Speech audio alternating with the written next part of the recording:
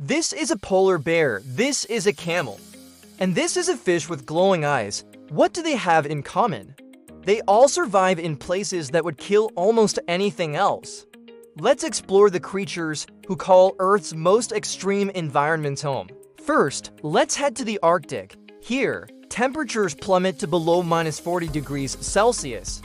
That's -40 for polar bears, no big deal. Their fur coats are so thick that they can stay warm even when swimming. An Arctic fox has a compact body to help it conserve heat, while narwhals stay cozy by sticking together in groups.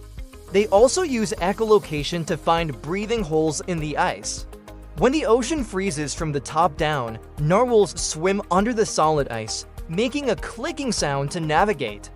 Then they take turns at the surface, breathing and keeping watch for predators. But what if I told you there were animals that not only survived, but thrived in the scorching desert?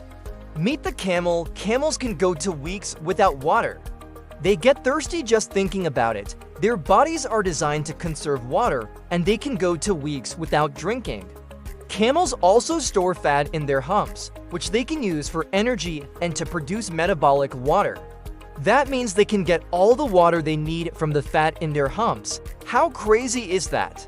Meanwhile, the fennec fox has a secret weapon against the heat: its big ears. They're great for radiating heat. The fennec fox can also control the size of its paws. The smaller the paws, the less surface area there is to conduct heat. In hot conditions, the fennec fox can even lower its body temperature to just 31 degrees Celsius, kind of like a built-in air conditioner.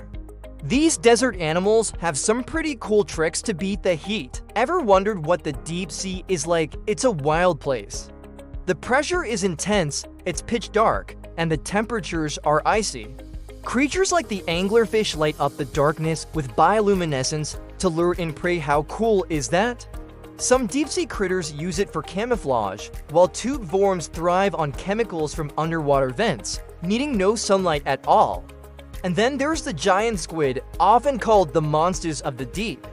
With their massive eyes and powerful tentacles, they're built for hunting in the dark. If you've ever wanted to see a real-life sea monster, your best bet is peeking through a submarine window. Our next stop is high in the mountains.